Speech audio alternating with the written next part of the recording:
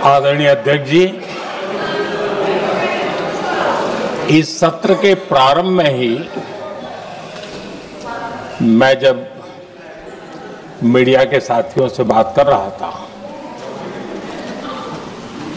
तब मैंने सभी माननीय सांसदों को अपील करते हुए एक बात का उल्लेख किया था। मैंने कहा था कि ये सत्र भारत के विजयोत्सव का सत्र है।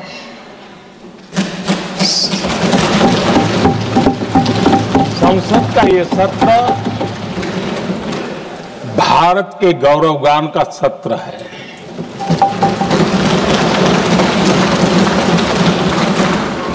आदरणीय अध्यक्ष जी, जब मैं विजयोत्सव की बात कर रहा हूं तब मैं कहना चाहूंगा कि ये विजयोत्सव आतंकी हेडक्वार्टर्स को मिट्टी में मिलाने का है।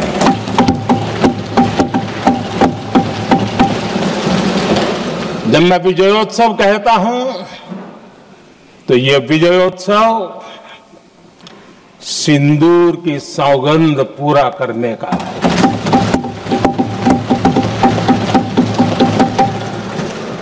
मैं जब ये विजयोत्सव कहता हूं तो ये भारत की सेना के शौर्य और सामर्थ्य का विजय गाथा कह रहा है। जब मैं विजयोत्सव कह रहा हूं तो 140 करोड़ भारतीयों की एकता, इच्छा शक्ति, उसके एक अप्रतिम जीत का विजयोत्सव की बात करता हूं। आदरणीय अध्यक्ष जी, मैं इसी विजय भाव से इस सदन में भारत का पक्ष रखने के लिए खड़ा हुआ।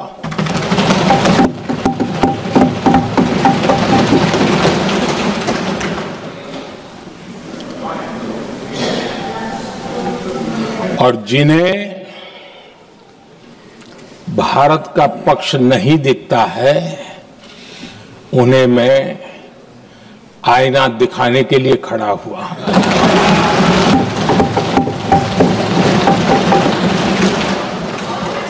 आदरणीय अध्यक्ष जी, मैं 140 करोड़ देशवासियों की भावनाओं में अपना स्वर मिलाने के लिए उपस्थित हुआ हूं।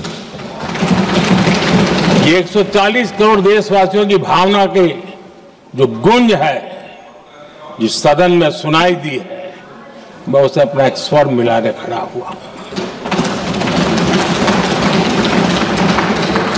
आदरणीय अध्यक्ष जी, ऑपरेशन सिंदूर के दरमियान जिस प्रकार से देश के लोगों ने मेरा साथ दिया, मुझे आशीर्वाद दिए, देश की जनता मुझ पर कर्ज है। मैं देशवासियों का आभार व्यक्त करता हूं। मैं देशवासियों का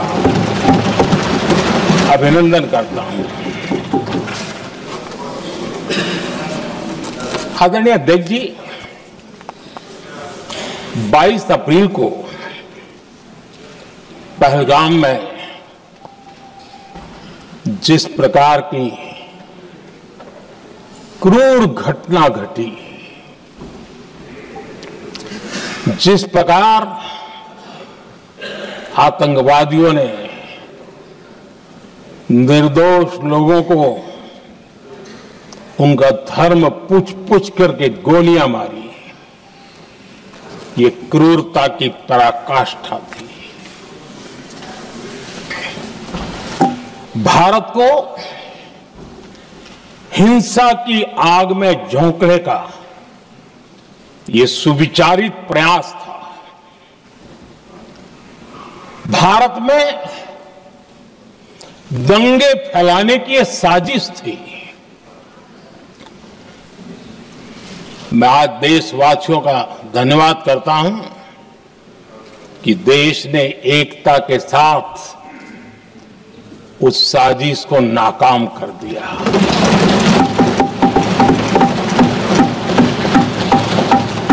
आदरणीय अध्यक्ष जी, 22 अप्रैल के बाद मैंने एक सार्वजनिक रूप से और विश्व को समझ में आए इसलिए कुछ अंग्रेजी में भी वाक्यों का प्रयोग किया था और मैंने कहा था कि हमारा संकल्प है, हम आतंकियों को मिट्टी में मिला देंगे।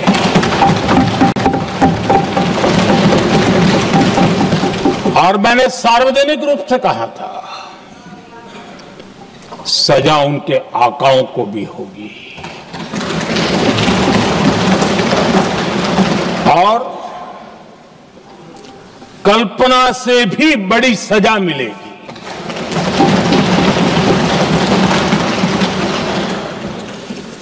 बाईस अप्रैल को मैं विदेश था, मैं तुरंत लौट के आया और आने के तुरंत बाद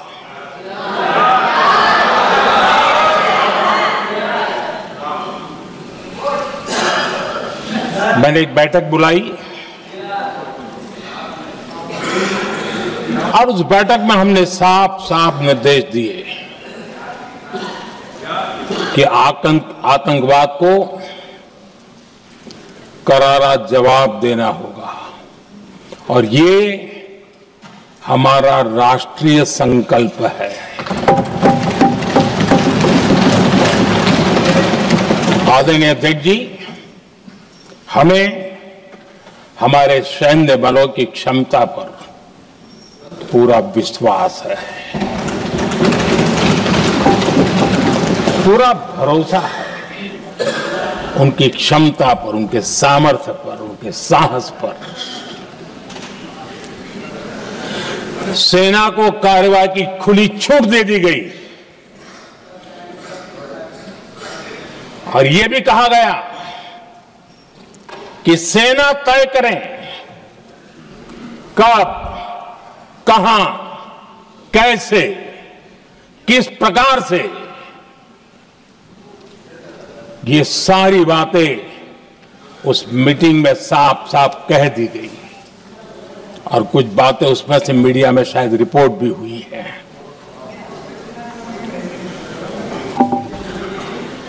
हमें गर्व है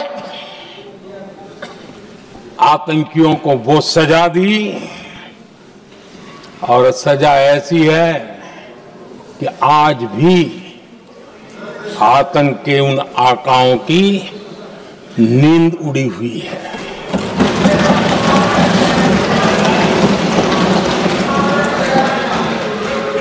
आदरणीय अध्यक्ष जी,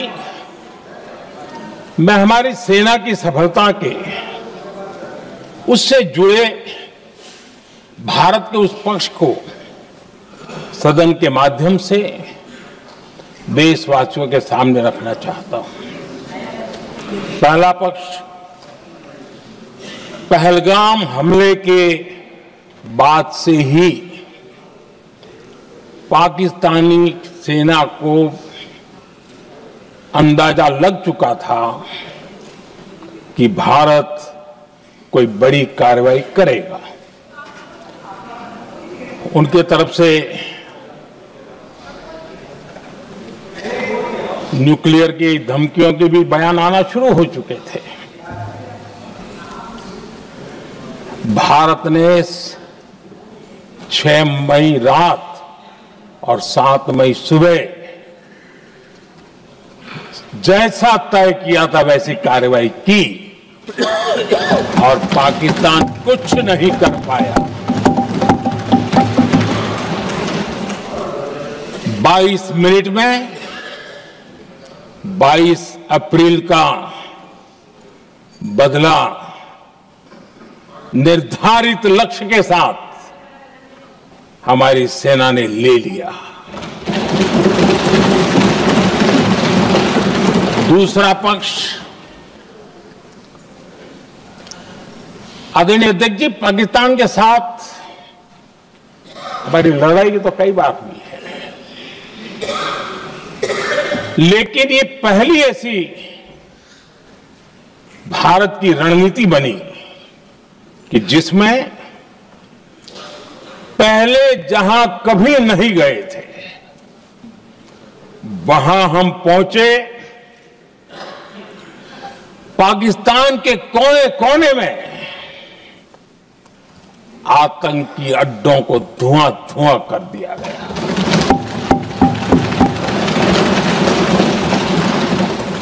आतंक के गढ़ कोई सोच नहीं सकता कि वहां तक कोई जा सकता है। बहावलपुर और मुर्गे उसको भी जमीन दोस्त कर दिया गया। आदरणीय अध्यक्ष जी, हमारे सेनाओं ने आतंकी अड्डों को तबाह कर दिया। तीसरा पक्ष, पाकिस्तान की न्यूक्लियर धमकी को हमने झूठा साबित कर दिया।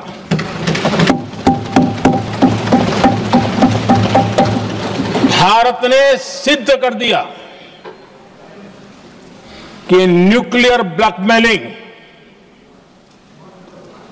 अब नहीं चलेगा और न ही ये न्यूक्लियर ब्लैकमेलिंग के सामने भारत झुकेगा।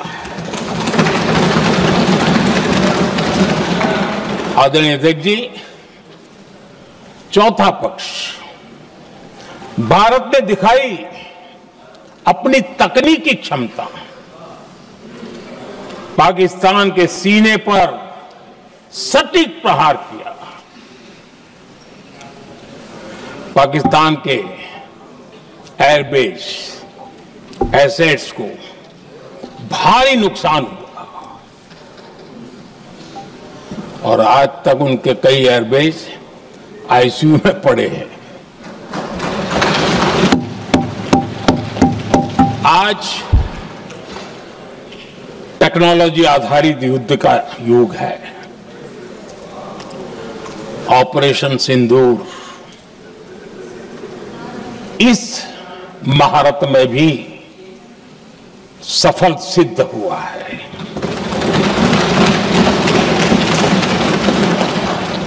अगर पिछले 10 साल में जो हमने तैयारियां की हैं वो न की होती तो इस तकनीक के युग में हमारा कितना नुकसान हो सकता था, इसका हम अंदाज लगा सकते हैं। पांचवा पक्ष,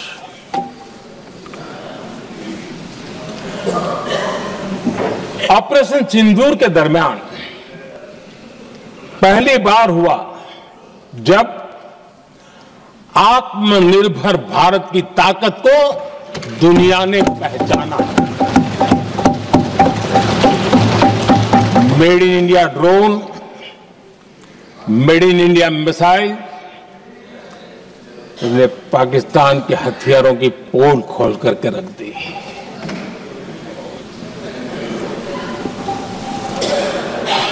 आदरणीय अध्यक्ष जी, और भी एक महत्वपूर्ण काम जो हुआ है, वैसे जब राजीव गांधी जी थे उस समय उनके जो एक डिफेंस का काम देखने वाले एमओएस थे,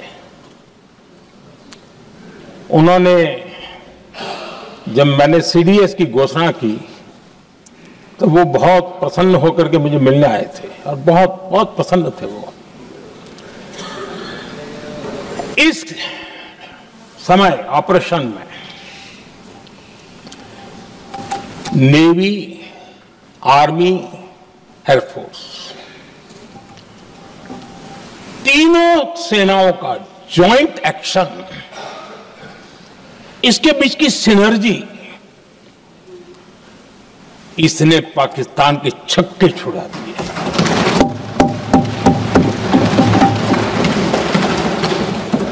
आदरणीय अध्यक्ष जी, आतंक की घटनाएं पहले भी देश में होती थी, लेकिन पहले आतंकवादियों के मास्टरमाइंड निश्चिंत होते थे और वो आगे की तैयारी में लगे रहते थे। उनको पता था कुछ नहीं होगा। लेकिन अब स्थिति बदल गई है। अब हमले के बाद मास्टरमाइंड को नींद नहीं आती। उनको पता है कि भारत आएगा और मार के जाएगा।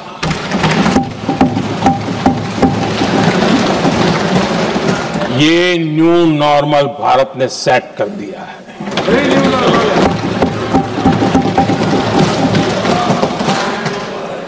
आदरणीय अध्यक्ष जी, दुनिया ने देख लिया कि हमारी कार्यवाही का दायरा कितना बड़ा, स्केल कितना बड़ा। सिंदूर से लेकर के सिंधु तक पाकिस्तान पर कार्रवाई की है। ऑपरेशन सिंदूर ने तय कर दिया कि भारत में आतंकी हमले की उसके आकाओं को और पाकिस्तान को भारी कीमत चुकानी पड़ेगी। अब ऐसे ही नहीं जा सकते।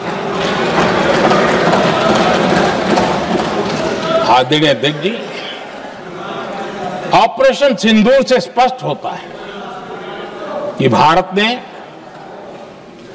3 सूत्र तय किए हैं।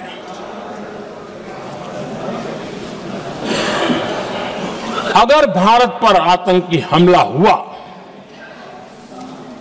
तो हम अपने तरीके से, अपनी शर्तों पर, अपने समय पर जवाब दे करके रहेंगे।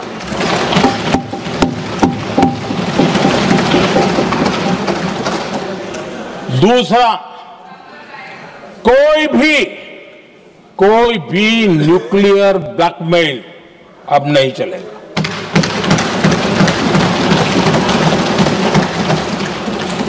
और तीसरा, हम आतंकी सरपरस्त सरकार और आतंक के आकाओं उनको अलग अलग नहीं देखेंगे। आदरणीय अध्यक्ष जी,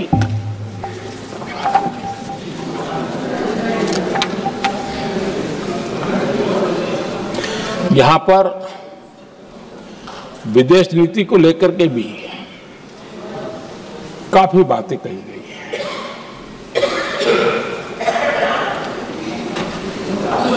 दुनिया के समर्थन को लेकर के भी काफी बातें कही गई हैं। मैं आज सदन में कुछ बातें पूरी स्पष्टता से कह रहा हूं। दुनिया में किसी भी देश ने भारत को अपनी सुरक्षा में कार्रवाई करने से रोका नहीं है।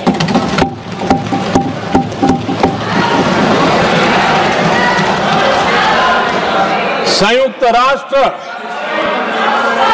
193 कंट्रीज,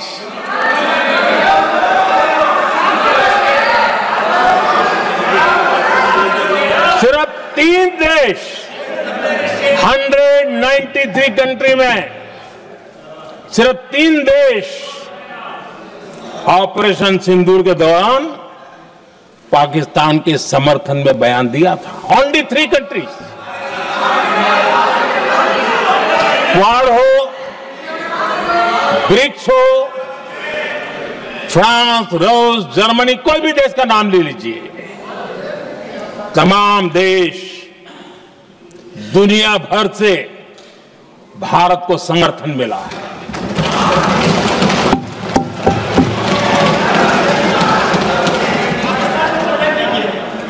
आदरणीय अध्यक्ष जी, दुनिया का समर्थन तो मिला, दुनिया के देशों का समर्थन मिला, माननीय है, लेकिन ये दुर्भाग्य है कि मेरे देश के वीरों के पराक्रम को कांग्रेस का समर्थन नहीं।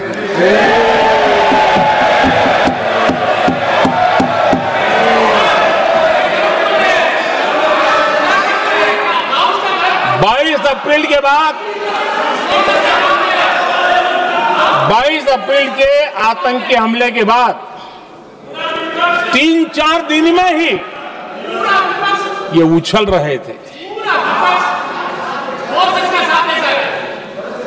और कहना शुरू कर दिया, कहां गई 56 इंच की छाती, कहां खो गया मोदी, मोदी तो फेल हो गया। क्या मजा ले रहे थे, उनको लगता है वाह बाजी मार ली। उनको पहलगाम के निर्दोष लोगों की हत्या में भी वो अपनी राजनीति तराशते थे।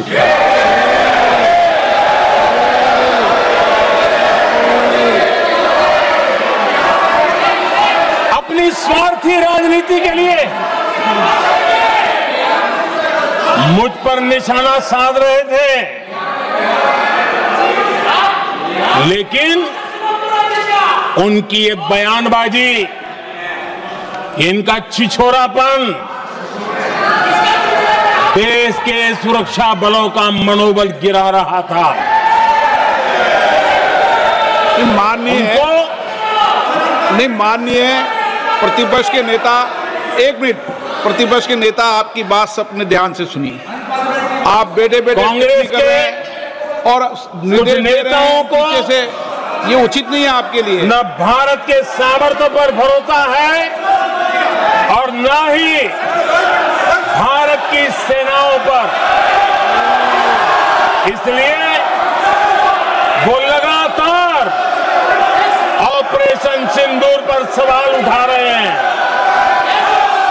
ऐसा करके आप लोग मीडिया में हेडलाइंस तो ले सकते हैं, लेकिन देशवासियों के दिलों में जगह नहीं बना सकते।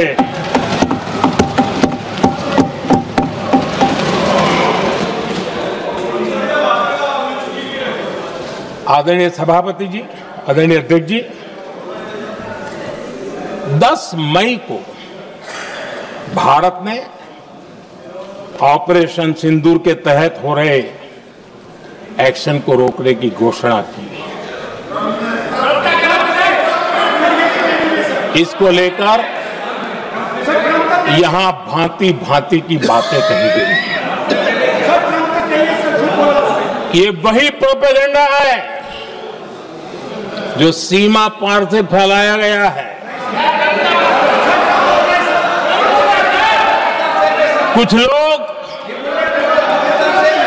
सेना द्वारा दिए गए तथ्यों की जगह पाकिस्तान के झूठ प्रचार को आगे बढ़ाने में जुटे हुए हैं।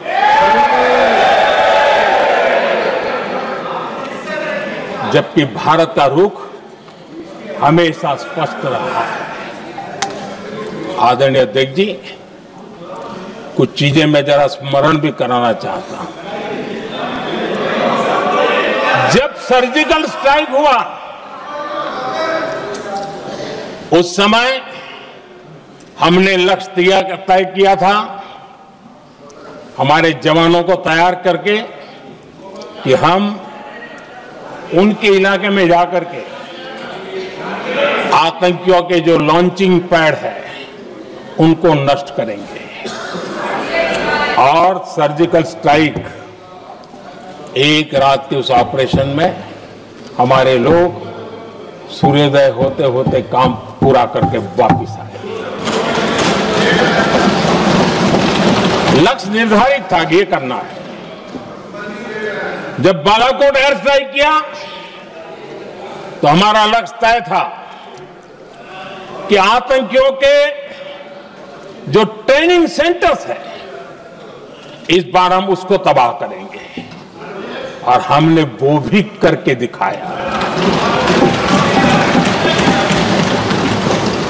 ऑपरेशन सिंदूर के समय हमारा लक्ष्य तय था और हमारा लक्ष्य था कि आतंक के जो एपी सेंटर है और पहलगाम के आतंकियों को जहां से पुरजोश योजना बनी, ट्रेनिंग मिली, व्यवस्था मिली, उस पर हमला करेंगे। हमने उनके नाभि पर हमला कर दिया।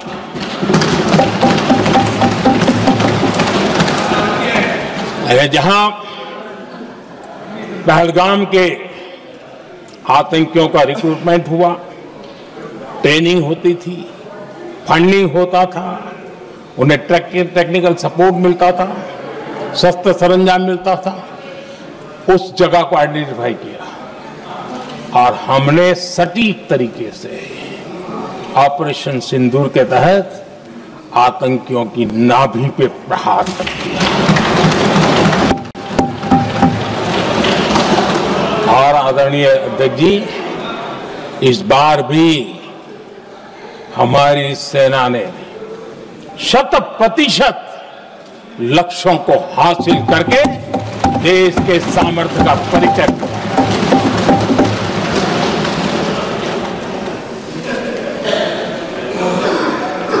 कुछ लोग जानबूझ करके कुछ चीजें भूलने में इंटरेस्टेड होते हैं। देश भूलता नहीं है, देश को याद है। 6 रात और 7 मई सुबह ऑपरेशन हुआ था और 7 मई को सुबह भारत ने प्रेस कॉन्फ्रेंस हमारी सेना ने की और इस प्रेस कॉन्फ्रेंस में भारत ने स्पष्ट कर दिया था और पहले दिन से क्लियर था कि हमारा लक्ष्य है आतंकियों के आका, आतंकियों की जो व्यवस्थाएं जहां से होती है वो और उनके अड्डे, उनको हम ध्वस्त करना चाहते थे और हमने प्रेस कॉन्फ्रेंस में कह दिया था, हमने हमारा काम कर दिया है, हमने जो तय किया था पूरा कर दिया है। और इसलिए 6-7 मई को ऑपरेशन हमारा संतोषजनक होने के तुरंत बाद कल जो राजनाथ जी ने कहा था, मैं डंके की चोट पर दोबारा दोहराता हूं, भारत की सेना ने पाकिस्तान की सेना को चंद मिनटों में बता दिया कि हमारा ये लक्ष्य था, हमने लक्ष्य पूरा कर दिया है, ताकि उनको पता चले और हमें भी पता चले कि उनके दिल दिमाग में क्या चलता है।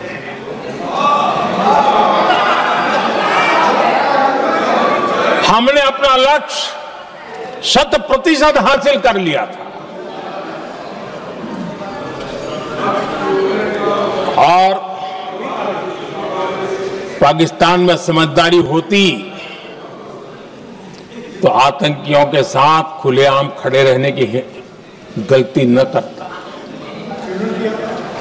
उसने निर्लज्ज होकर के आतंकवादियों के साथ खड़े रहने का फैसला किया। हम पूरी तरह तैयार थे, हम भी मौके की तलाश में थे, लेकिन हमने दुनिया को बताया था कि हमारा लक्ष्य आतंकवाद है, आतंकवादी आका है, आतंकवादी ठिकाने हैं, वो हमने पूरा कर दिया। लेकिन जब पाकिस्तान ने आतंकियों की मदद में आने का फैसला किया और मैदान में उतरने की हरकत की, तो भारत की सेना ने सालों तक याद रह जाए ऐसा करारा जवाब दे करके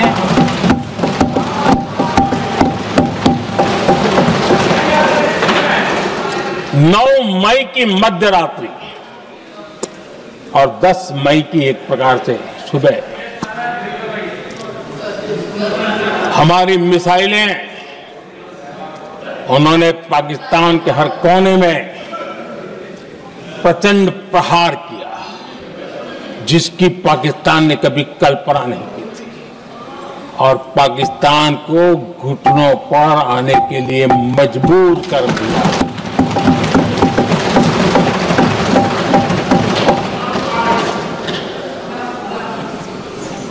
और आपने टीवी में भी देखा है, वहां से क्या बयान आते थे। पाकिस्तान के लोग, अरे मैं तो स्विमिंग पूल में नहा रहा था, कोई कह रहा था मैं तो दफ्तर जाने की तैयारी कर रहा था, हम कुछ सोचे इस पहले तो भारत ने तो हमला कर दिया। ये पाकिस्तान के लोगों के बयान है और देश ने देखे हैं। स्विमिंग पूल में नहा रहा था।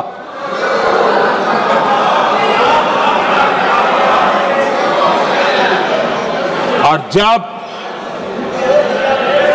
इतना कड़ा प्रहार हुआ, पाकिस्तान ने कभी सोचा तक नहीं था, तब जाकर के पाकिस्तान ने फोन करके डीजीएमओ के सामने फोन करके गुहार लगाई, बस करो, बहुत मारा, अब ज्यादा मार झेलने की ताकत नहीं है, प्लीज हमला रोक दो। ये पाकिस्तान के डीजीएमओ का फोन था।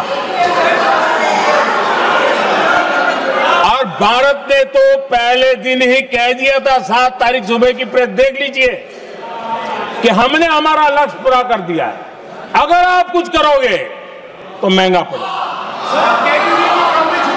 और आप फिर ऐसे कैसे चलता है? प्लीज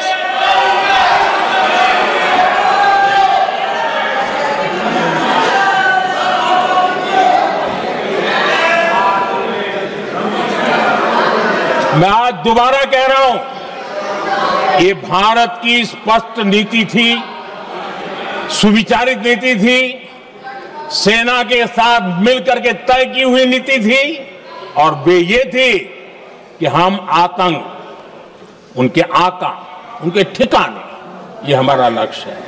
और हमने कहा, पहले दिन प्रेस कॉन्फ्रेंस में कहा है कि हमारा एक्शन नॉन एक्सेलेटरी है, ये हमने कह करके किया है। और इसके लिए साथियों हमने हमला रोका। अध्यक्ष जी,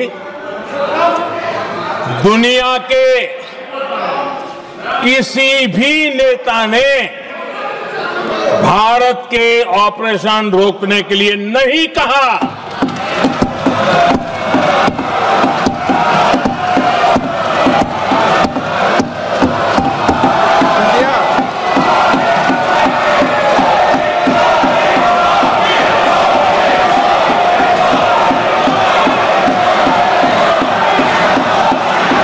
उसी दौरान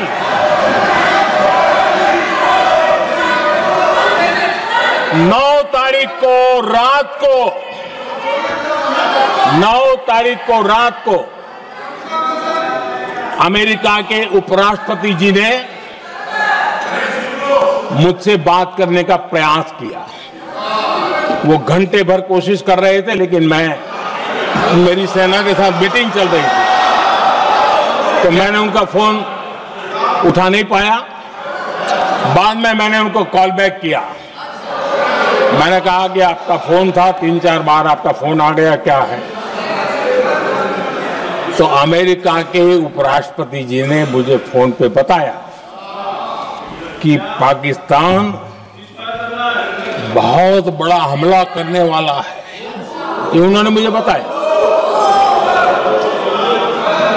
मेरा जो जवाब था, जिनको समझ नहीं आता है उनको तो नहीं आएगा,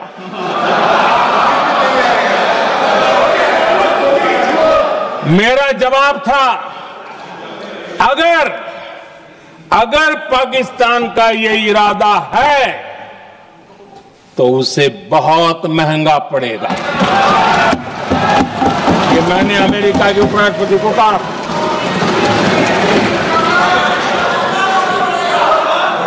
अगर पाकिस्तान हमला करेगा तो हम बड़ा हमला कर करके जवाब देंगे, ये मेरा जवाब था। और आगे मेरा एक वाक्य था, मैंने कहा था हम गोली का जवाब गोले से देंगे। ये 9 तारीख रात की बात है और 9 रात में और 10 सुबह हमने पाकिस्तान को सैन्य शक्ति को तहस नहस कर दिया था और यही हमारा जवाब था, यही हमारा जज्बा था। और आज पाकिस्तान भी भली भांति जान गया है कि भारत का हर जवाब पहले से ज्यादा तगड़ा होता है।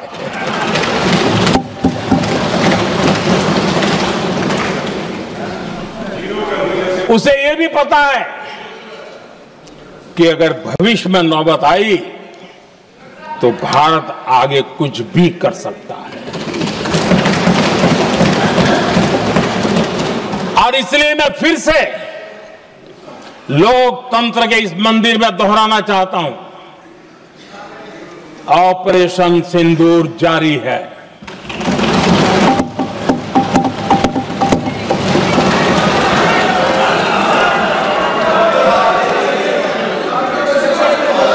पाकिस्तान ने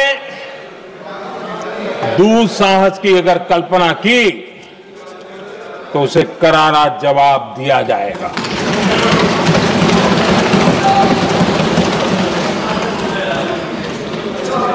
आदरणीय अध्यक्ष जी, आज का भारत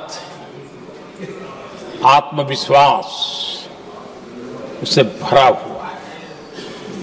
आज का भारत आत्मनिर्भरता के मंत्र को लेकर के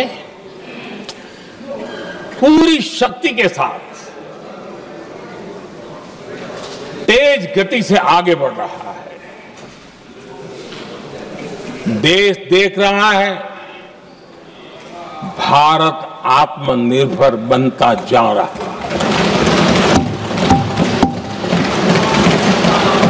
लेकिन देश ये भी देख रहा है कि एक तरफ तो भारत आत्मनिर्भरता की ओर तेज गति से आगे बढ़ रहा है, लेकिन कांग्रेस मुद्दों के लिए पाकिस्तान पर निर्भर होती जा रही है।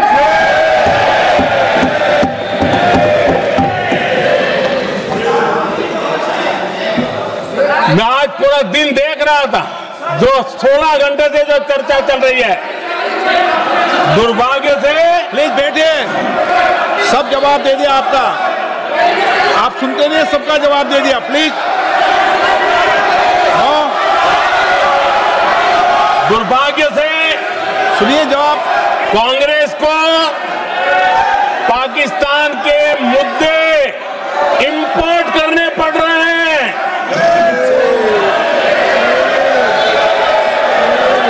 आदरणीय अध्यक्ष जी, आज के वॉरफेयर में इंफॉर्मेशन और नैरेटिव्स की प्लीज बैठिए, बहुत बड़ी भूमिका है। नैरेटिव घड़ करके, एआई का भी भरपूर उपयोग करके सेनाओं के मनोबल को कमजोर करने के खेल भी खेले जाते हैं। जनता के अंदर अविश्वास पैदा करने के भी भरपूर प्रयास होते हैं। दुर्भाग्य से कांग्रेस और उसके सहयोगी पाकिस्तान के ऐसे ही प्रपंच के प्रवक्ता बन चुके हैं।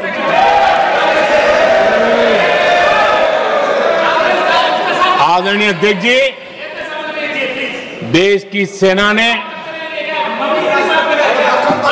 आदरणीय अध्यक्ष जी, ये तरीका है देश की सेना ने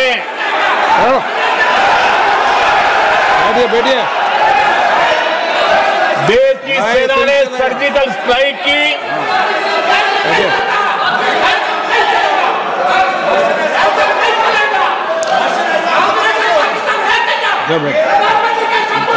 बैठिए आदरणीय अध्यक्ष जी, देश की सेना ने सफलतापूर्वक सर्जिकल स्ट्राइक की तो तुरंत कांग्रेस वालों ने सेना से सबूत मांगे थे, लेकिन जब उन्होंने देश का मूड देखा, देश का मिजाज देखा, तो सुर उनके बदलने लगे और बदल करके क्या कहने लगे। कांग्रेस के लोगों ने कहा ये सर्जिकल स्ट्राइक क्या बड़ी बात है, ये तो हमने भी की थी। एक ने कहा 3 सर्जिकल स्ट्राइक की थी, दूसरे ने कहा 6 सर्जिकल स्ट्राइक की थी, तीसरे ने कहा 15 सर्जिकल स्ट्राइक की थी। जितना बड़ा नेता उतना बड़ा आंकड़ा चल रहा था।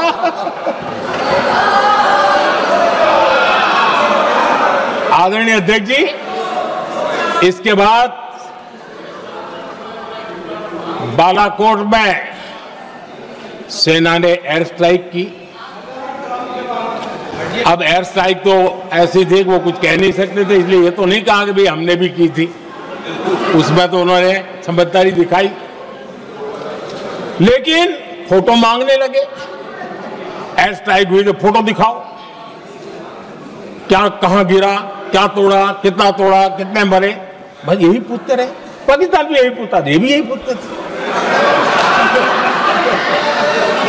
इतना ही नहीं, आदरणीय अध्यक्ष जी, जब पायलट अभिनंदन पकड़े गए तो पाकिस्तान में तो खुशी का माहौल होना स्वाभाविक था कि उनके हाथ में भारतीय सेना का एक पायलट उनके हाथ लगा था। लेकिन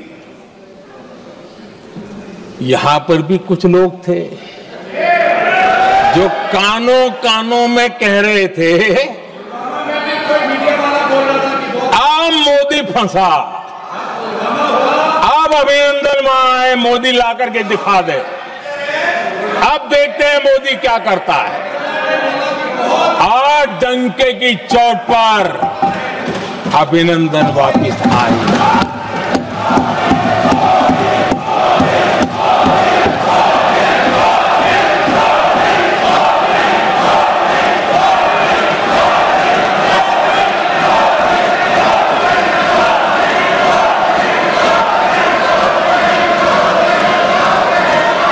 अभिनंदन को ले आए तो इनकी बोलती बंद हो गई।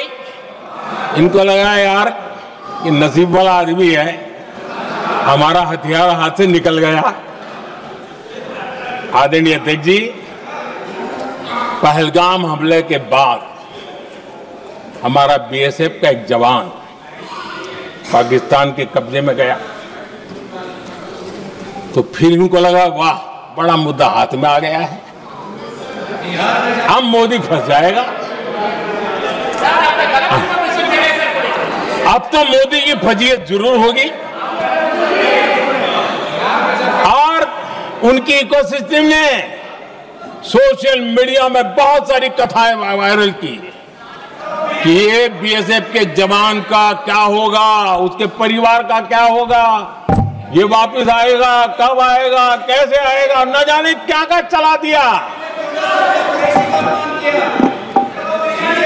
आदरणीय अध्यक्ष जी, बीएसएफ का वो जवान भी आन बान शान के साथ वापस आया।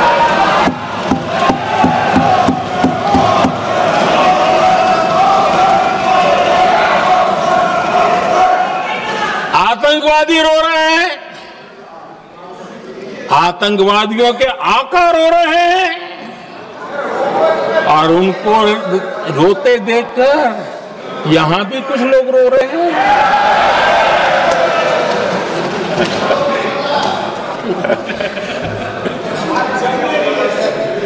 अब देखिए, सर्जिकल स्ट्राइक में सर्जिकल स्ट्राइक चल रही थी, उसके बाद उन्होंने एक खेल खेलने की कोशिश की, बात जमी नहीं। एयर स्ट्राइक हुई तो दूसरा खेल खेलने की कोशिश की, वो भी जमी नहीं। जब ये ऑपरेशन सिंदूर हुआ तो उन्होंने नया पैंतरा शुरू किया। और क्या शुरू किया? रोक क्यों दिया? पहले तो मानने को तैयार नहीं थे कि मुक्त करते, अब कहते रोक क्यों दिया। बाहरे बयान बहादुरों,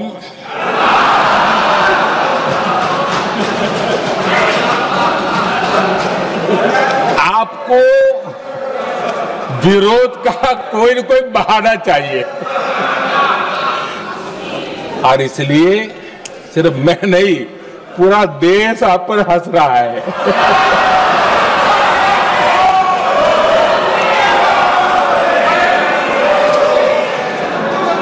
आदरणीय अध्यक्ष जी, सेना का विरोध, सेना के प्रति एक पता नहीं नेगेटिविटी, ये कांग्रेस का पुराना रवैया रहा।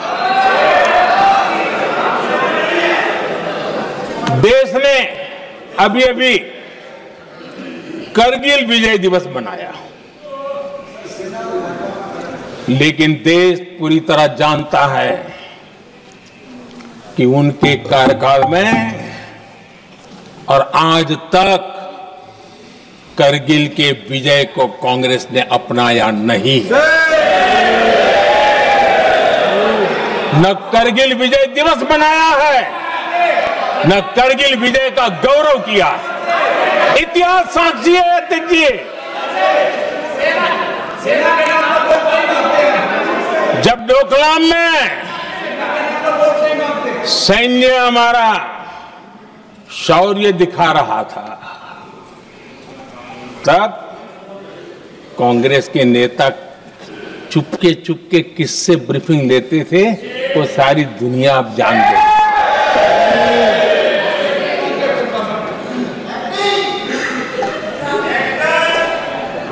आप निकाल दीजिए पाकिस्तान के सारे बयान और यहां हमारा विरोध करने वाले लोगों के बयान, फुल स्टॉप कॉमा के साथ एक है।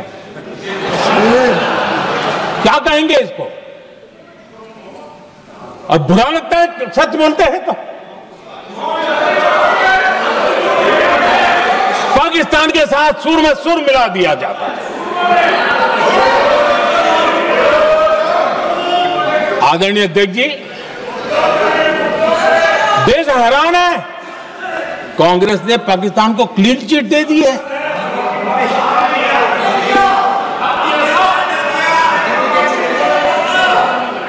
उनकी ये हिम्मत, और इनकी आदत जाती नहीं है, ये हिम्मत कि पहलगाम के आतंकी पाकिस्तानी थे, इसका सबूत दो।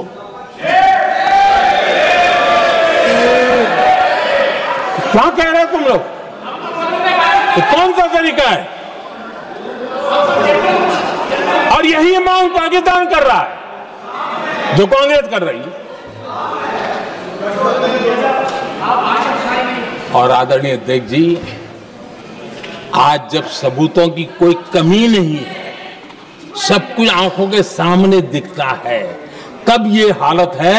अगर ये सबूत ना होते तो क्या करती है लोग, आप बताइए। आदरणीय अध्यक्ष जी,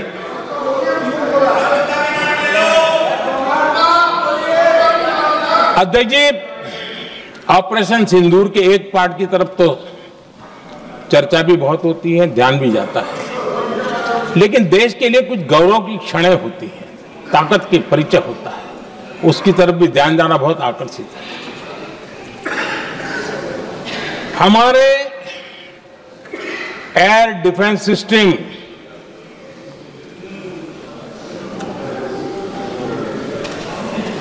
दुनिया में इसकी चर्चा है। हमारे एयर डिफेंस सिस्टम ने पाकिस्तान की मिसाइल और ड्रोन्स उसको तिनके की तरफ बिखेर दिया था।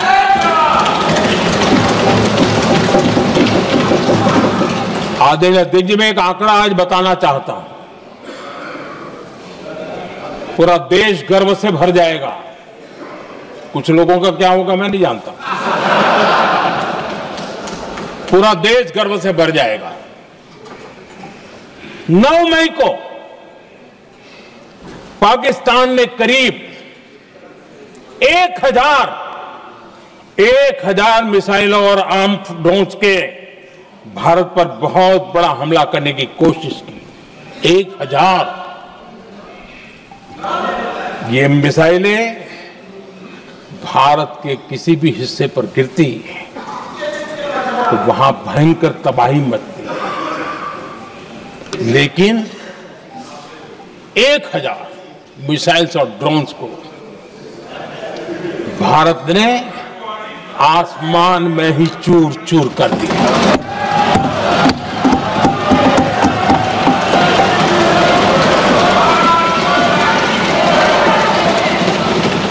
हर देशवासी को इससे गर्व हो रहा। लेकिन जैसे कांग्रेस के लोग इंतजार कर रहे थे, कुछ तो गड़बड़ होगी यार, मोदी मरेगा, कहीं तो फंसेगा।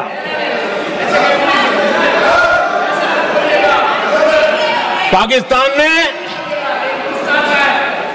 आदमपुर एयरबेस पर हमले का झूठ फैलाया, उस झूठ को बेचने की भरपूर कोशिश की, पूरी ताकत दी लगा दी। मैं अगले ही दिन आदमपुर पहुंचा और खुद जाकर के उनके झूठ को मैंने बेनकाब कर दिया। तब जाकर के उनको अकल ठिकाने लगी कि अब ये झूठ चलने वाला नहीं है। आदरणीय अध्यक्ष जी, जो हमारे छोटे दलों के साथी हैं, जो राजनीति में नए हैं, उनको कभी शासन में रहने का अवसर नहीं मिला, उनसे कुछ बातें निकलती मैं समझ सकता हूं। लेकिन कांग्रेस पार्टी ने इस देश में लंबे समय तक राज किया है, उसको शासन की व्यवस्थाओं का पूरा पता है, उन चीजों से वो निकले हुए लोग हैं, उनके लिए शासन व्यवस्था क्या होती है इसकी समझ पूरी है, अनुभव है उनके पास। उसके बाद भी विदेश मंत्रालय तुरंत जवाब दे, उसको स्वीकारना नहीं। विदेश मंत्री जवाब दे, इंटरव्यू दे, बार बार बोले, उसको स्वीकारना नहीं। गृह मंत्री बोले, रक्षा मंत्री बोले, किसी पर भरोसा नहीं। जिसने इतने सालों तक राज किया, उनको देश की व्यवस्थाओं पर अगर भरोसा नहीं है, तब शक उठता है कि क्या हालत हो गई है इनकी। आदरणीय अध्यक्ष जी, अब कांग्रेस का भरोसा पाकिस्तान के रिमोट कंट्रोल से बनता है और बदलता है।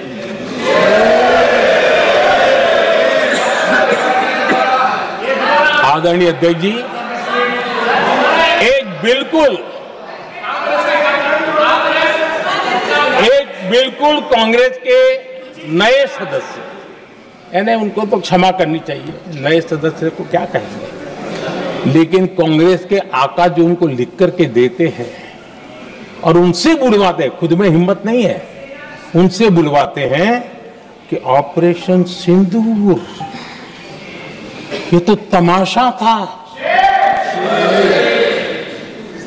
ये आतंकवादियों ने जिन 26 लोगों को मौत के घाट उतारा था ना, उस भयंकर क्रूर घटना पर ये तेजाब छिड़कने वाला पाप है। तमाशा कहते हो? आपकी असहमति हो सकती है, और ये कांग्रेस के नेता बुलवाते हैं।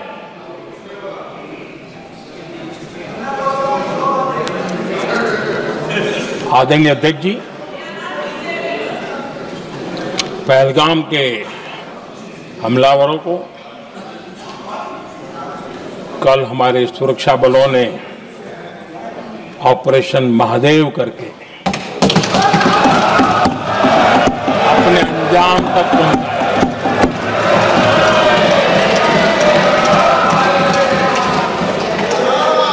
लेकिन मैं हैरान हूं कि यहां ठहाके लगा के पूछा गया कि आखिर ये कल ही क्यों हुआ।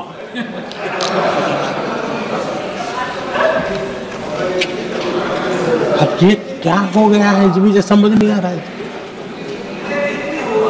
क्या ये ऑपरेशन के लिए कोई सावन महीने का सोमवार ढूंढा गया था क्या? क्या हो गया है इन लोगों को? हताशा, निराशा इस हद तक।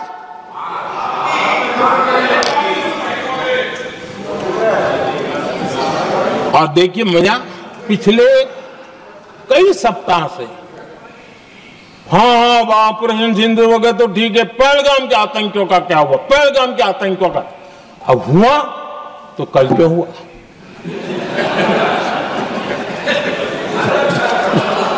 और कल ही क्यों हुआ? क्या हाल है अध्यक्ष जी का।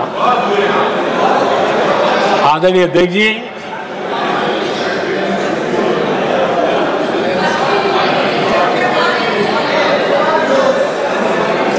आदरणीय अध्यक्ष जी, शास्त्रों में कहा गया है,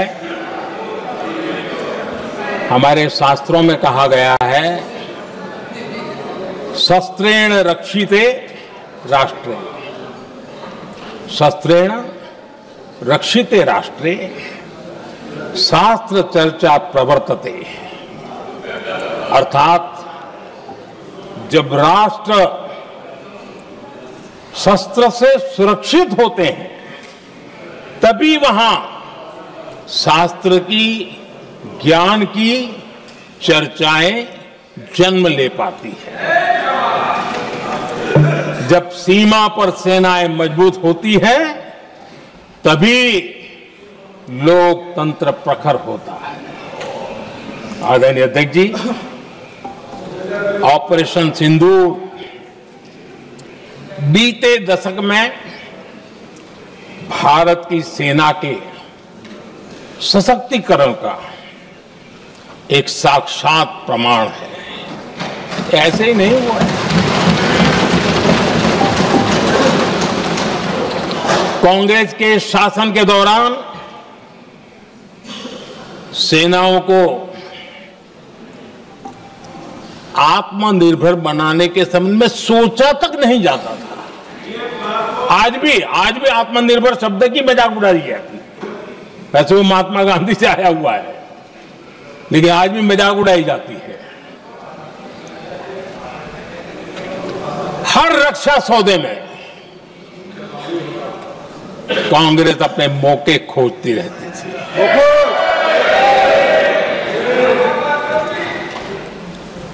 छोटे छोटे हथियारों को लिए विदेशों पर निर्भरता, ये इनका कार्यकाल रहा है।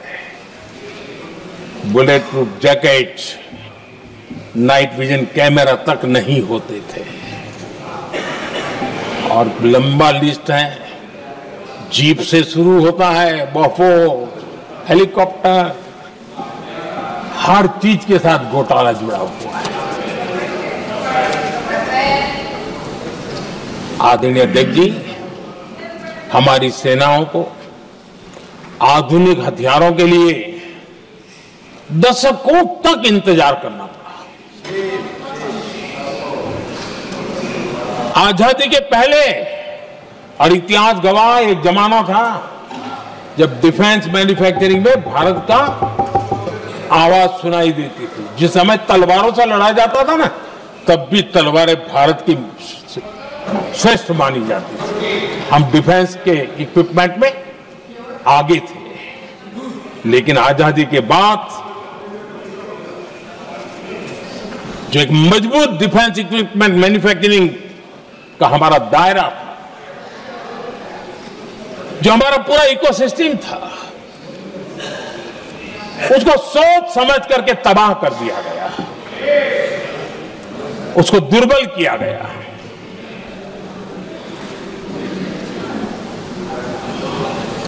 रिसर्च और मैन्युफैक्चरिंग के लिए रास्ते बंद कर दिए गए। अगर इसी नीति पर हम चलते तो भारत इस 21वीं सदी में ऑपरेशन सिंदूर के संबंध में सोच भी नहीं सकता। यह हालत करके रखा हुआ था उन्होंने। भारत को सोचना पड़ता कि अगर कोई एक्शन लेना है तो शस्त्र कहां से मिलेंगे, साधन कहां से मिलेगा, बारूद कहां से मिलेगा, समय पर मिलेगा या नहीं मिलेगा, बीच बचाव में रुकता नहीं जाएगा, ये टेंशन पालना पड़ता है।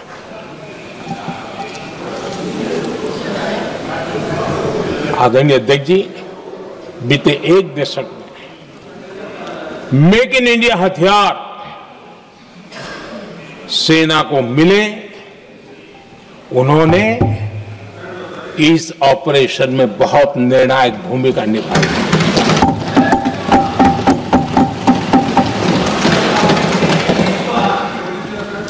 आदरणीय अध्यक्ष जी, एक दशक पहले भारत के लोगों ने संकल्प लिया, हमारा देश सशक्त, आत्मनिर्भर और आधुनिक राष्ट्र बने। रक्षा, सुरक्षा, हर क्षेत्र में बदलाव के लिए एक के बाद एक ठोस कदम उठाए गए, सीरीज ऑफ रिफॉर्म्स किए गए और देश में सेना में जो रिफॉर्म्स हुए हैं, जो आजादी के बाद पहली बार हुए। चीफ ऑफ डिफेंस स्टाफ की नियुक्ति, ये विचार कोई नया नहीं था, दुनिया में प्रयोग भी चलते हैं, भारत में निर्णय नहीं होते थे। हमने, ये बहुत बड़ा रिफॉर्म था, हमने किया और बहुत ही, मैं हमारी तीनों सेनाओं का अभिनंदन करता हूं कि इस व्यवस्था को उन्होंने दिल से सहयोग किया है, दिल से स्वीकार किया है। सबसे बड़ी ताकत ज्वाइंटनेस और इंटीग्रेशन की इस समय नेवी हो, एयरफोर्स हो, आर्मी हो, ये इंटीग्रेशन और ज्वाइंटनेस ने हमारी ताकत को अनेक गुना बढ़ा दिया और उसका परिणाम भी हमें नजर में आया है, ये हमने करके दिखाया है। सरकार की जो डिफेंस प्रोडक्शन की कंपनियां थी, उसमें हमने रिफॉर्म किए। शुरुआत में वहां पर आग लगाना, आंदोलन करवाना, हड़तालें करवाने के खेल चल रहे थे, अभी भी बंद नहीं हुए हैं, लेकिन देश हित को सर्वोपरि मान करके उन डिफेंस इंडस्ट्री के हमारे जो लोग थे सरकारी व्यवस्था में, उन्होंने इसको मन से लिया, रिफॉर्म को स्वीकार किया और वो भी आज बहुत प्रोडक्टिव बन गए। इतना ही नहीं, हमने प्राइवेट सेक्टर के लिए भी डिफेंस के दरवाजे खोल दिए हैं और आज भारत का प्राइवेट सेक्टर आगे आ रहा है। आज स्टार्टअप्स डिफेंस के क्षेत्र में हमारे 27-30 साल के नौजवान, टियर 2, टियर 3 सिटी के नौजवान, कई कुछ जगह तो बेटियां स्टार्टअप का नेतृत्व कर रही है। डिफेंस के सेक्टर में सैकड़ों की तादाद में आज स्टार्टअप काम कर रहे हैं। ड्रोन्स, एक प्रकार से मैं कह सकता हूं, ड्रोन्स की जितनी भी एक्टिविटी हमारे देश में हो रही है, शायद एवरेज 30-35 की उम्र होगी जो लोग कर रहे हैं, सारे लोग, और सैकड़ों की तादाद में कर रहे हैं। और उसका ताकत, क्योंकि इनका भी योगदान था इसमें, जिन्होंने इस प्रकार के प्रोडक्शन किए हैं, और वो हमें ऑपरेशन सिंदूर में बहुत काम आए। मैं उन सबके प्रयासों को बहुत साधुवाद करता हूं और मैं उनको विश्वास दिलाता हूं, आगे बढ़िए, अब देश रुकने वाला नहीं है। आदरणीय अध्यक्ष जी, डिफेंस सेक्टर में मेक इन इंडिया ये नारा नहीं था।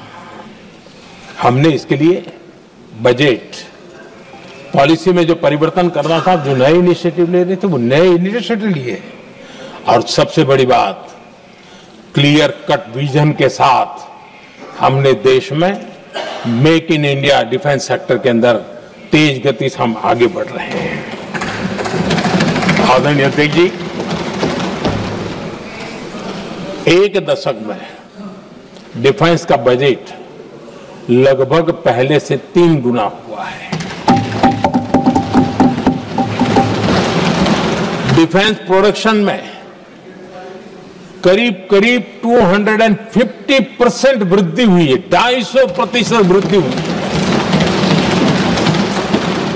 11 वर्षों में डिफेंस एक्सपोर्ट 30 गुना से भी ज्यादा बढ़ा है, 30 गुना से ज्यादा।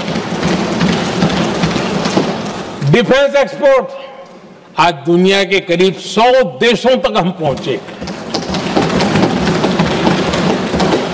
और आदरणीय अध्यक्ष जी, कुछ चीजें ऐसी होती हैं जो इतिहास में बहुत बड़ा प्रभाव छोड़ती हैं।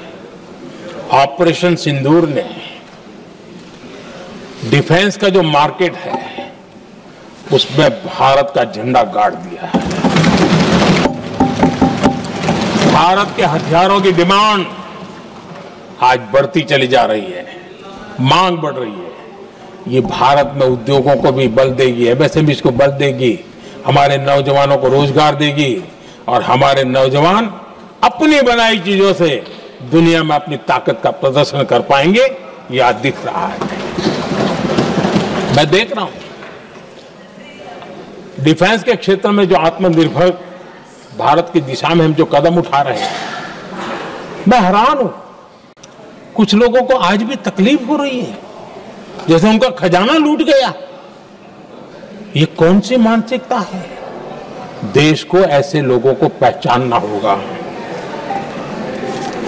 आदरणीय अध्यक्ष जी, मैं स्पष्ट करना चाहता हूं, डिफेंस में भारत का आत्मनिर्भर होना ये आज की शस्त्रों की स्पर्धा में के काल में विश्व शांति के लिए भी जरूरी है।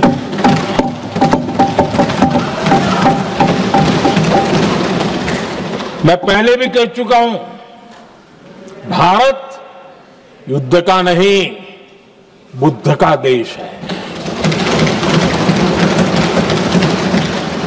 हम समृद्धि शांति चाहते हैं, लेकिन हम ये कभी न भूले कि समृद्धि का और शांति का रास्ता शक्ति से ही गुजरता है।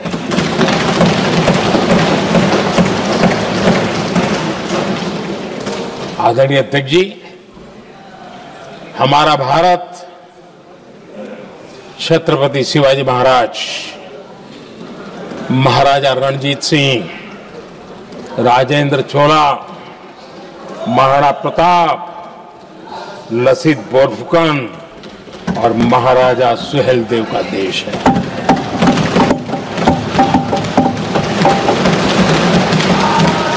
आदरणीय अध्यक्ष जी, हम विकास और शांति के लिए सामरिक सामर्थ्य पर भी फोकस करते हैं।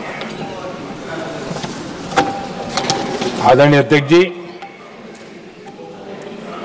कांग्रेस के पास नेशनल सिक्योरिटी का विजन न पहले था और आज तो सवाल ही नहीं उठता है।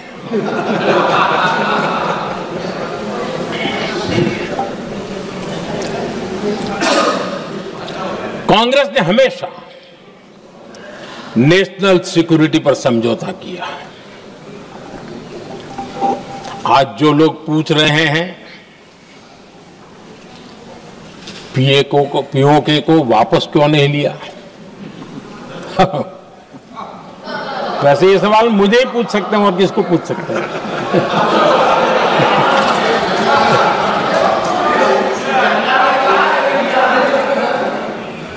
लेकिन इसके पहले जवाब देना होगा पूछने वालों को। किसकी सरकार ने पीओके पर पाकिस्तान को कब्जा करने का अवसर दिया था। जवाब साफ है, जवाब साफ है। जब भी मैं नेहरू जी की चर्चा करता हूं तो कांग्रेस और उसका पूरा इकोसिस्टम बिलबिला जाता है, पता नहीं क्या है।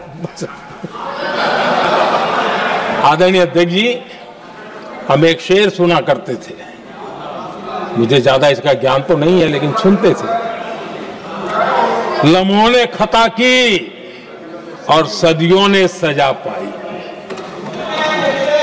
आजादी के बाद से ही जो फैसले लिए गए उनकी सजा आज तक देश भुगत रहा है।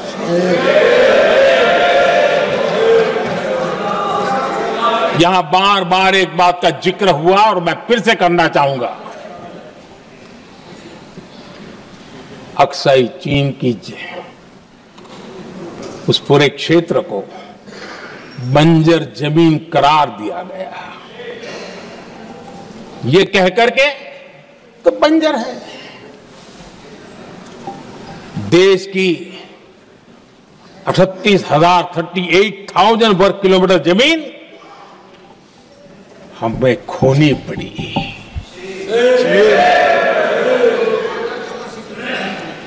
आदरणीय अध्यक्ष जी, मैं जानता हूं मेरी कुछ बातें चुभने वाली है।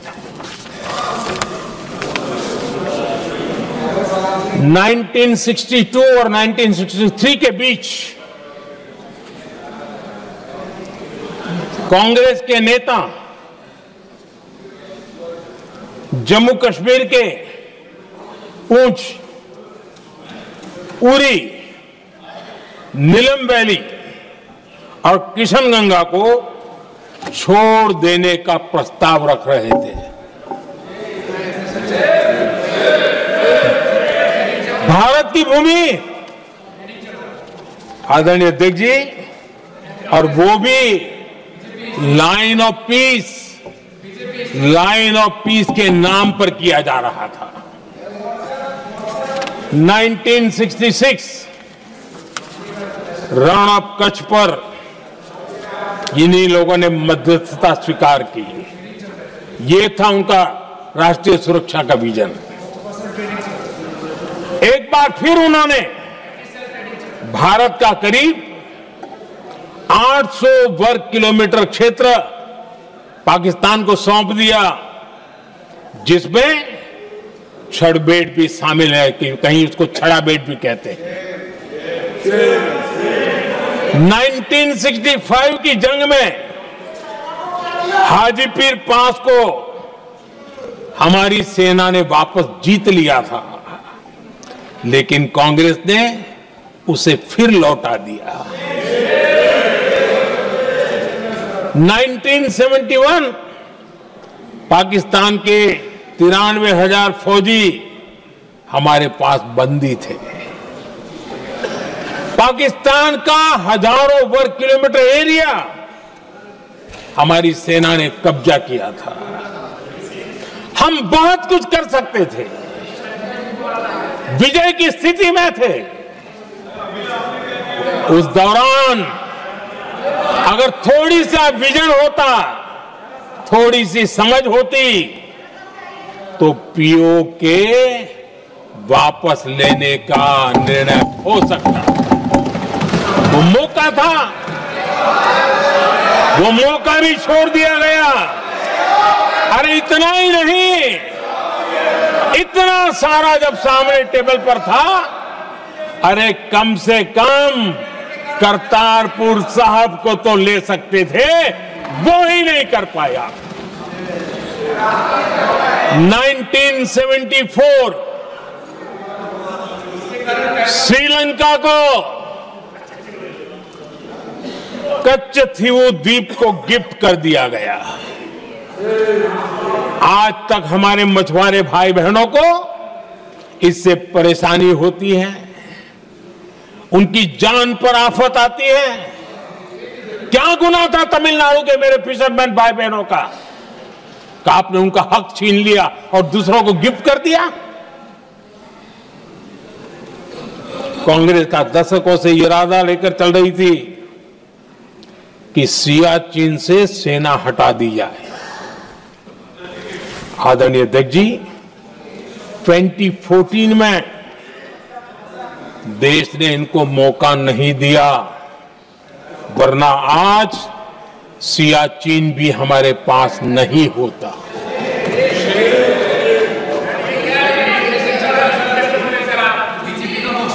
आदरणीय अध्यक्ष जी, आजकल कांग्रेस के जो लोग हमें डिप्लोमेसी का पाठ पढ़ा रहे हैं, मैं उन्हें उनकी डिप्लोमेसी याद दिलाना चाहता हूं ताकि उनको भी कुछ याद रहे, पता चले। 26/11 जैसे भयंकर हमले के बाद बहुत बड़ा आतंकी हमला था। कांग्रेस का पाकिस्तान से प्रेम नहीं रुका। इतनी बड़ी घटना 26/11 की हुई थी। विदेशी दबाव में हमले के कुछ हफ्तों के भीतर ही कांग्रेस सरकार ने पाकिस्तान से बातचीत शुरू कर दी। आदरणीय अध्यक्ष जी, कांग्रेस सरकार ने 26/11 की इतनी बड़ी घटना के बाद भी एक भी डिप्लोमेट को भारत से बाहर निकालने की हिम्मत नहीं की। छोड़ो, इधर एक वीजा तक कैंसिल नहीं किया, एक वीजा तक कैंसिल नहीं कर पाए थे। देश पर पाकिस्तानी स्पॉन्सर बड़े बड़े हमले होते गए, लेकिन यूपीए सरकार ने पाकिस्तान को मोस्ट फेवर्ड नेशन का दर्जा देकर रखा था। वो कभी वापस नहीं लिया था। एक तरफ देश मुंबई के हमले का ये न्याय मांग रहा था, दूसरी तरफ कांग्रेस पाकिस्तान के साथ व्यापार करने में लगी थी।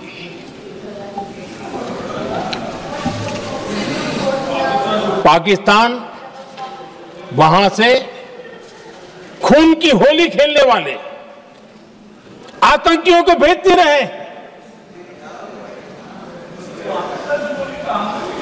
और कांग्रेस यहां अमन की आश के मुशायरे किया करती थी। मुशायरे होते थे। हमने आतंकवाद और अमन की आस का ये वन वे ट्रैफिक बंद कर दिया।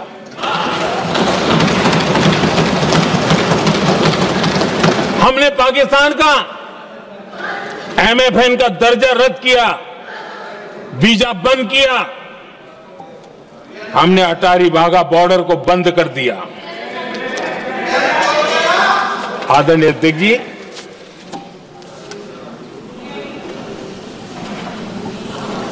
भारत के हितों को गिरवी रख देना ये कांग्रेस की पार्टी की पुरानी आदत है। इसका सबसे बड़ा उदाहरण सिंधु जल समझौता है। सिंधु जल समझौता किसने किया? नेहरू जी ने किया। और मामला किससे जुड़ा था? भारत से निकलने वाली नदियां, हमारे यहां से निकली हुई नदियां, उसका वो पानी था। और वो नदियां हजारों साल से भारत की सांस्कृतिक विरासत रही है, भारत की चैतन्य शक्ति रही है। भारत को सुजलाम सुफलाम बनाने में उन नदियों का बहुत बड़ा योगदान रहा है। सिंधु नदी जो सदियों से भारत की पहचान हुआ करती थी, उसी से भारत जाना जाता था। लेकिन नेहरू जी और कांग्रेस ने सिंधु और झेलम जैसी नदियों पर विवाद के लिए पंचायत किसको दी? वर्ल्ड बैंक को दी। वर्ल्ड बैंक फैसला करे क्या करना है। नदी हमारी, पानी हमारा।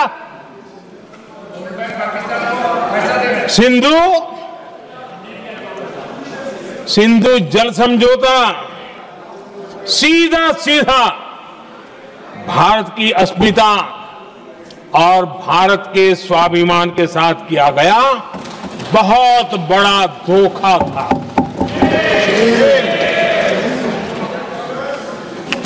आदरणीय अध्यक्ष जी, आज के देश के युवा ये बात सुनते होंगे तो उनको भी आश्चर्य होगा कि ऐसे लोग थे हमारे देश का काम करते थे। नेहरू जी ने इस ट्रीटी करी और क्या किया? ये जो पानी था, जो नदियां थी, जो भारत से निकल रही थी, उन्होंने 80% पानी पाकिस्तान को देने के लिए वो राजी हो गए। और इतना बड़ा हिंदुस्तान, उसको सिर्फ 20% पानी। कोई मुझे समझाए भाई ये कौन सी बुद्धिमानी थी? कौन सा देश हित था? कौन सी डिप्लोमेसी थी? क्या हालत करके बना के रखा था आप लोगों ने? इतनी बड़ी आबादी वाला हमारा देश, हमारे यहां से निकलती हुई ये नदियां, और सिर्फ 20% पानी, और 80% पानी उन्होंने उसको दिया जो देश खुलेआम भारत को अपना दुश्मन करार कर देता रहा है, दुश्मन कहता रहा। और ये पानी पर किसका हक था? हमारे देश के किसानों का, हमारे देश के नागरिकों का, हमारा पंजाब, हमारा जम्मू कश्मीर, देश के एक बहुत बड़े हिस्से को इन्होंने पानी के संकट में धकेल दिया इस एक कारण से। और राज्यों के भीतर भी पानी के लेकर के आपस में संघर्ष पैदा हुई है, प्रतिस्पर्धा पैदा हुई, और उनका जिस पर हक था उस पर पाकिस्तान मौज करता रहा। और ये दुनिया में अपनी डिप्लोमेसी के पाठ पढ़ाते रहते हैं। आदरणीय अध्यक्ष जी, अगर ये ट्रीटी न होती तो पश्चिमी नदियों पर कई बड़ी परियोजनाएं बनती। पंजाब, हरियाणा, राजस्थान और दिल्ली, वहां के किसानों को भरपूर पानी मिलता, पीने के पानी की कोई समस्या नहीं रहती। औद्योगिक प्रगति के लिए भारत बिजली बना पाता। इतना ही नहीं, नेहरू जी ने इसके उपरांत करोड़ों रुपए भी दिए ताकि पाकिस्तान नहर बना सके।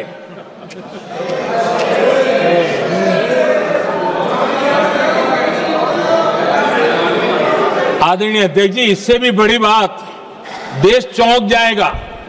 ये चीजें छिपाई गई है, दबा दी गई है। कहीं भी बांध बनता है तो उसमें एक मैकेनिज्म होता है उसकी सफाई का, डीसिल्टिंग का। उसमें जो मिट्टी भर जाती है, बाकी घास वगैरह आकर के भर जाता है, तो उसकी कैपेसिटी कम होती है, तो उसकी सफाई के लिए यानी इनबिल्ट व्यवस्था होती है। नेहरू जी ने पाकिस्तान के कहने पर यह शर्त स्वीकार की है कि इन बांध में जो मिट्टी आएगी, कूड़ा कचरा आएगा और बांध भर जाएगा, इसकी सफाई नहीं कर सकते। डिसिल्टिंग नहीं कर सकते हैं। बांध हमारे यहां, पानी हमारा, लेकिन निर्णय पाकिस्तान का कि आप डिसिल्टिंग नहीं कर सकते। इतना ही नहीं, जब इस बार मैं डिटेल में गया तो एक बांध तो ऐसा है कि जहां ये डिसिल्टिंग के लिए जो गेट होता है ना, उसको वेल्डिंग कर दिया गया है ताकि कोई गलती से भी खोल करके मिट्टी को निकाल ना दे। पाकिस्तान ने नेहरू जी से लिखवा लिया था कि भारत बिना पाकिस्तान की मर्जी अपने बांधों में जमा होने वाली मिट्टी साफ नहीं करेगा, डिसिल्टिंग नहीं करेगा। ये समझौता देश के खिलाफ था और बाद में नेहरू जी को भी ये गलती माननी पड़ी। इस समझौते में निरंजन दास गुलाटी करके एक सज्जन उसमें जुड़े हुए थे। उन्होंने एक किताब लिखी है। उस किताब में उन्होंने लिखा है कि फरवरी 1961 में नेहरू ने उनसे कहा था, गुलाटी, मुझे उम्मीद थी कि यह समझौता अन्य समस्याओं के समाधान का रास्ता खोलेगा, लेकिन हम वहीं हैं जहां पहले थे। ये नेहरू जी ने कहा।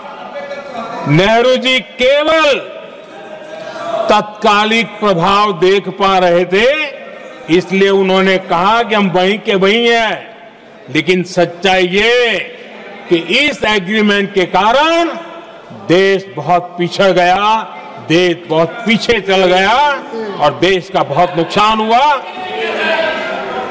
हमारे किसानों को नुकसान हुआ, हमारी खेती को नुकसान हुआ। और नेहरू जी उस डिप्लोमेसी को जानते थे जिसमें किसान का कोई वजूद ही नहीं था। यह हाल करके रखा था उन्होंने। आदरणीय अध्यक्ष जी, पाकिस्तान आगे दशकों तक भारत के साथ युद्ध और छद्म युद्ध, प्रॉक्सी वॉर करता ही रहा,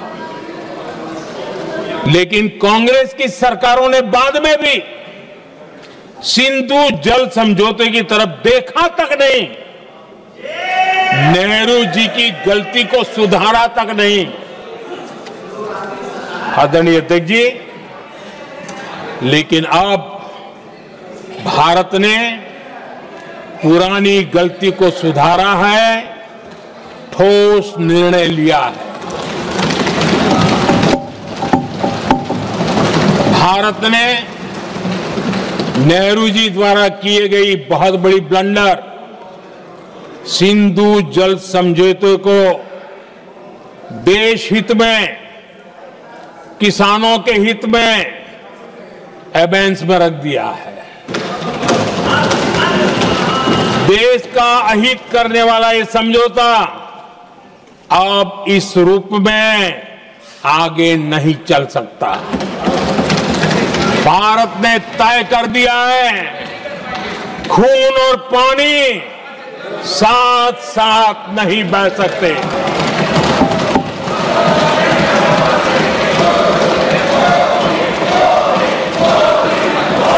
माननीय सदस्य, आप बहुत देर हो गई, आप उपनेता हैं, ये तरीका आप बैठे बैठे टोकते हैं, प्लीज, ये शोभा नहीं देता आपके लिए। बैठिए बैठिए बैठिए, आदरणीय, बैठिए, शोभा नहीं देता आपका। अध्यक्ष जी, आप उपनेता, अपनी मर्यादा बना के रखें। चलिए बैठिए। वहां बैठे साथी आतंकवाद पर लंबी लंबी बातें करते हैं। जब ये सत्ता में था, जुड़े हुए हैं, जब इनको राज करने का अवसर मिला था, तब देश का हाल क्या है, क्या रहा था, वो आज भी देश भूला नहीं है। 2014 से पहले देश में असुरक्षा का जो माहौल था, अगर वो आज याद भी करे ना तो लोग सिहर जाते हैं। आदरणीय अध्यक्ष जी, हम सबको याद है, जो नई पीढ़ी के बच्चे हैं उनको पता नहीं है, हम सबको पता है। हर जगह पर अनाउंसमेंट होता था, रेलवे स्टेशन पर जाओ, बस स्टैंड पर जाओ, एयरपोर्ट पर जाओ, बाजार में जाओ, मंदिर में जाओ, कहीं पर भी जाओ, जहां भी भीड़ होती है, कोई भी लावारी चीज दिखे छूना मत, पुलिस को तुरंत जानकारी देना, वो बम हो सकता है। हम 2014 तक यही सुनते आए थे, ये हालात करके रखा था। देश के कोने कोने में यही हाल था। माहौल ये था कि जैसे कदम कदम पर बम बिछे हैं और खुद को ही नागरिकों ने बचाना है, उन्होंने हाथ ऊपर कर दिए थे, अनाउंस कर दिया। आदरणीय अध्यक्ष जी, कांग्रेस की कमजोर सरकारों के कारण देश को कितनी जानें गंवानी पड़ी, हमें अपनों को खोना पड़ा। आदरणीय अध्यक्ष जी, आतंकवाद पर लगाम लगाई जा सकती थी। हमारी सरकार ने 11 साल में ये करके दिखाया, एक बहुत बड़ा सबूत है। 2004 से 14 के बीच जो आतंकी घटनाएं होती थी, उन घटनाओं में बहुत बड़ी कमी आई है। इसलिए देश भी जानना चाहता है, अगर हमारी सरकार आतंकवाद पर नकेल कस सकती है तो कांग्रेस सरकारों की ऐसी कौन सी मजबूरी थी कि आतंकवाद को फलने फूलने दिया। आदरणीय अध्यक्ष जी, कांग्रेस के राज में आतंकवाद अगर फला फूला है तो उसका एक बड़ा कारण इनकी तुष्टीकरण की राजनीति है, वोट बैंक की राजनीति है। जब दिल्ली में बाटला हाउस एनकाउंटर हुआ, कांग्रेस के एक बड़ी नेता के आंख में आंसू थे, आतंकवादी मारे गए इसके कारण, और वोट पाने के लिए इस बात को हिंदुस्तान के कोने कोने में पहुंचाया गया। आदरणीय अध्यक्ष जी, 2001 में देश की संसद पर हमला हुआ था, तब कांग्रेस के एक बड़े नेता ने अफजल गुरु को बेनिफिट ऑफ डाउट देने की बात कही थी। आदरणीय अध्यक्ष जी, मुंबई में 26/11 का इतना बड़ा आतंकी हमला हुआ, एक पाकिस्तानी आतंकी जिंदा पकड़ा गया। पाकिस्तान की मीडिया ने, दुनिया ने यह स्वीकार किया कि पाकिस्तानी है, लेकिन यहां कांग्रेस पार्टी इतना बड़ा पाकिस्तान का पाप, इतना बड़ा पाकिस्तानी आतंकी हमला, और ये क्या खेल खेल रहे थे, वोट बैंक की राजनीति के लिए क्या कर रहे थे। कांग्रेस पार्टी इसको भगवा आतंक सिद्ध करने में जुटी हुई है।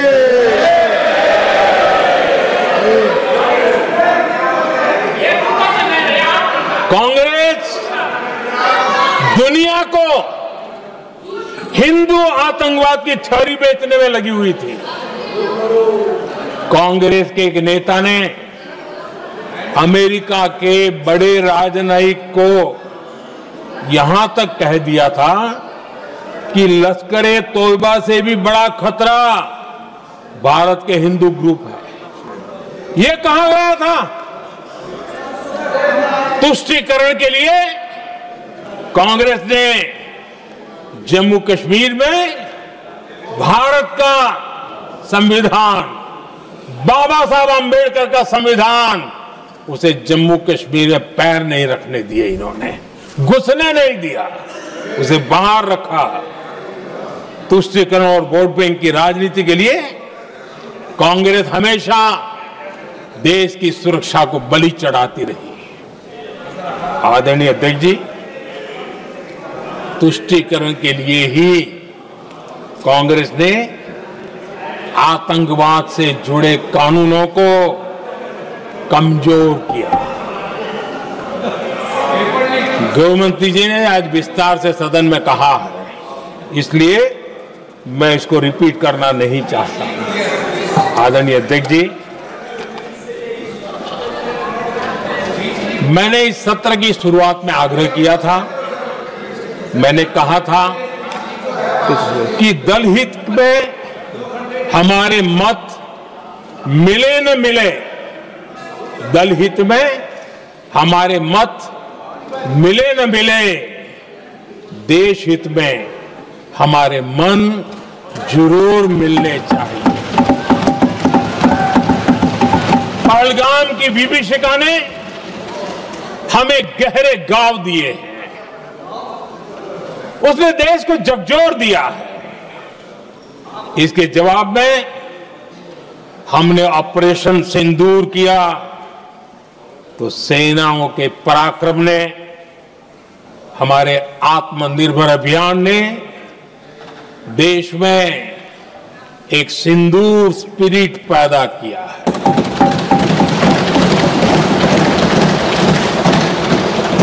ये सिंदूर स्पिरिट हमने तब भी देखी जब दुनिया भर में हमारे प्रतिनिधि मंडल भारत की बात बताने गए। मैं उन सभी साथियों को बहुत बहुत बधाई देता हूं। आपने बहुत ही प्रभावी ढंग से भारत की बात डंके की चोट पर दुनिया के सामने रखी। लेकिन मुझे दुख इस बात का है, हैरानी भी है, जो खुद को कांग्रेस के बड़े नेता समझते हैं, उनके पेट में दर्द हो रहा है कि भारत का पक्ष दुनिया के सामने क्यों रखा गया। शायद कुछ नेताओं को सदन में बोलने पर भी पाबंदी लगा दी गई है। आदरणीय अध्यक्ष जी, इस मानसिकता से बाहर निकलने की जरूरत है। कुछ पंक्तियां मेरे मन में आती हैं, मैं अपने भाव व्यक्त करना चाहता हूं। आदरणीय अध्यक्ष जी,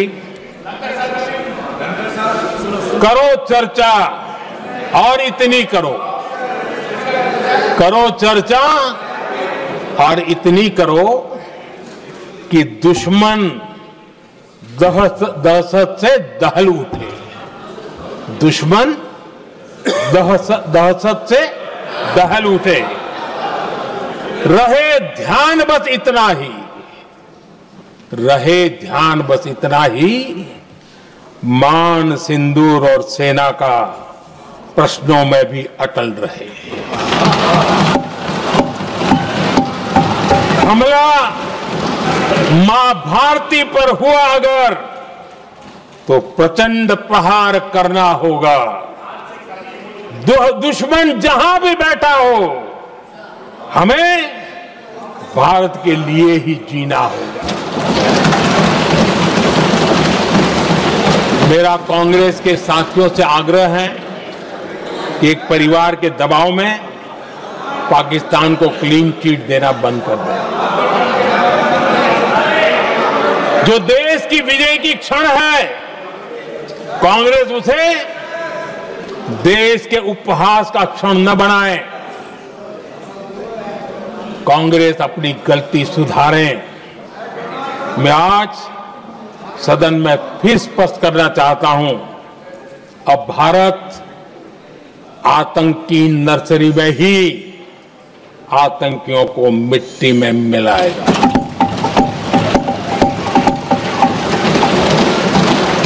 हम पाकिस्तान को भारत के भविष्य खेलने नहीं देंगे और इसलिए ऑपरेशन सिंदूर खत्म नहीं हुआ है, ऑपरेशन सिंदूर जारी है। और ये पाकिस्तान के लिए भी नोटिस है। वो जब तक भारत के खिलाफ आतंक का रास्ता रोकेगा नहीं, तब तक भारत एक्शन लेता रहेगा। भारत का भविष्य सुरक्षित और समृद्ध होगा, यही हमारा संकल्प है। इसी भाव के साथ मैं फिर से सभी सदस्यों को सार्थक चर्चा के लिए धन्यवाद देता हूं। और आदरणीय अध्यक्ष जी, मैंने भारत का पक्ष रखा है, भारत के लोगों की भावनाओं को व्यक्त किया है। मैं सदन का फिर से आभार व्यक्त करता हूं। बहुत बहुत धन्यवाद।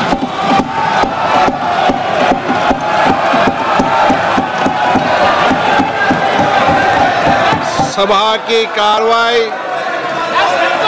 बुधवार दिनांक 30 जुलाई 2025 को प्राप्त 11 बजे तक के लिए स्थगित की जाती है।